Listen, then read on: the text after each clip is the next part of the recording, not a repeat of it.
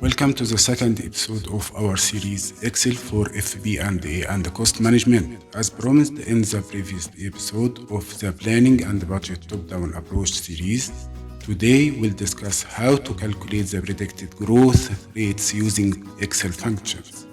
Let's start with the growth function in Excel.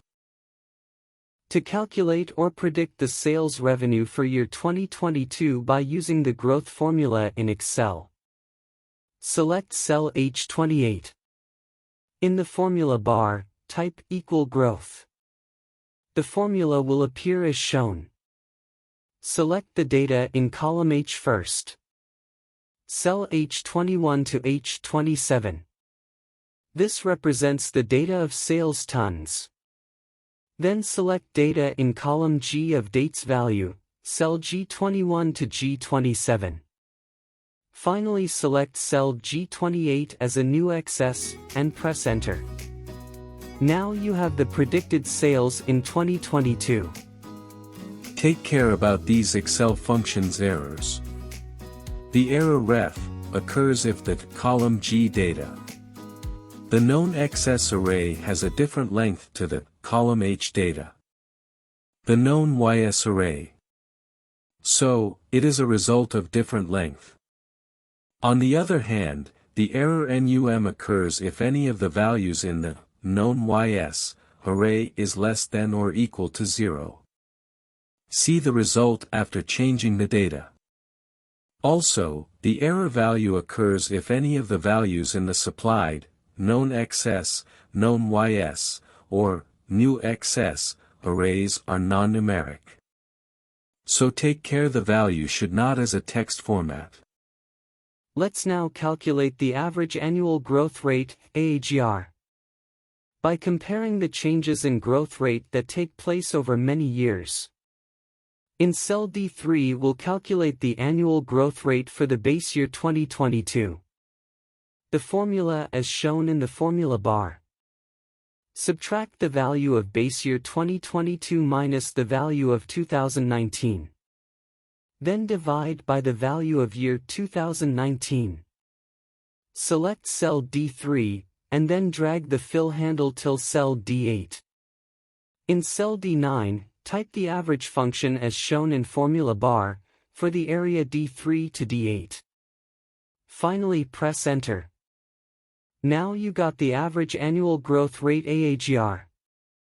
Also, you can draw dynamic shape for result as explained in the previous episode. Now the calculation of compound annual growth rate CAGR using the XIRR Excel function. This approach could be very useful when historical data is unavailable. It will only use numbers from two different periods. So, it will help calculating the average growth over several years, without calculating the growth rate in each year and average the results. First step, you need to create a new table including the start value and end value. In column G, you will enter the quantity value for start value in cell G32. And end value in cell G33, but take care you should enter it as negative. See formula bar. XIRR function expects at least one positive cash flow, and one negative cash flow. Otherwise, XIRR returns the NUM error value. Try to delete the negative sign and see the NUM error. The same will be for the period or year value. Now in cell G34 type equal then XIRR. See the formula bar. The XIRR function syntax requires the following. For the value data, you will select cell G32 to G33. Again, the series of values must contain at least one positive and one negative value. Write a comma sign. For dates, you will select cell H32 to H33. Ensure that dates entered correctly and as date format not text. Otherwise, XIRR returns the value error. Then press Enter. Again, you can draw dynamic shape for the result as we explained before. Now, let's using the slope function. In cell K37 type equals slope, then double-click on the slope function. For the known y requirement, select the cell range of I5 to M5. That represent the actual or historical market growth rates from year 2017 till year 2021. Then for the known x requirement, select the cell range of I3 to M3. Then press enter.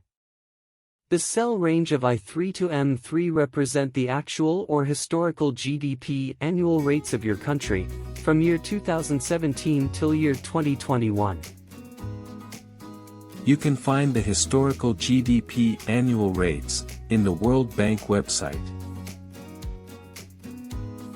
Now, in cell K39 type equal intercept, then double-click on the intercept function.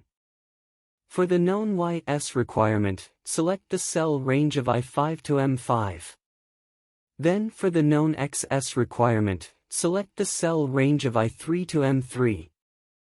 Then press enter. Now, in cell N5 we will using the slope and intercept data to calculate the market growth rate for the years 2022 to 2027. Type equal in cell N5, then select cell K37 for slope, and multiply by data in cell N3. Then type plus and select cell K39 for intercept data. Again, the formula equals the slope cell, multiplied by the GDP growth of year 2021, plus the intercept cell. Now you got the market growth rate for year 2022 as it is shown 4.5%. Now, you can easily calculate market growth rate for years 2023 to 2027.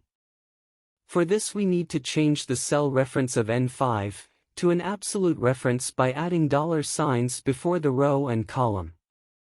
Select K37 and press F4, then select K39 and press F4, finally press enter. Select cell N5, and then drag the fill handle till cell S5.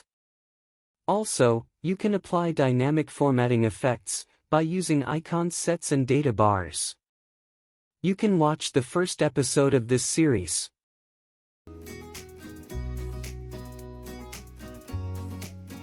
Now, and as usual, it's time to ask the experts.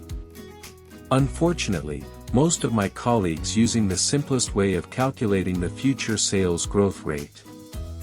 They are using the AAGR in its easy way of calculation.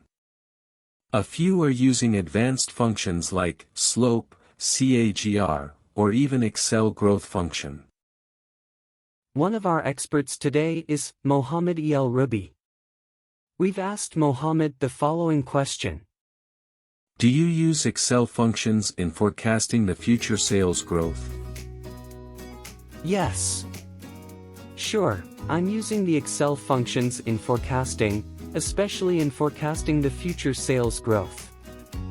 Also, we asked him, which one is your favorite method? Excel functions growth, slope, AAGR, or CAGR with XIRR? Mohammed stated that, all can be used, but my favorite one is CAGR. Another expert is Mohammed El Rafai, the Excel training provider and founder of the Excel Expert. We asked Mohammed, what are the most important Excel functions to forecast and predict future sales growth? He stated that there are many Excel functions, but the common and most used are the following functions. The growth Excel function, slope and intercept. Also, the CAGR with the XIRR Excel function. Also, you will find another advice and recommendations by global Excel experts. I will mention the links in my LinkedIn next post related to this episode. So, follow my LinkedIn post for this episode for more discussions and recommendations. See you in the next episode.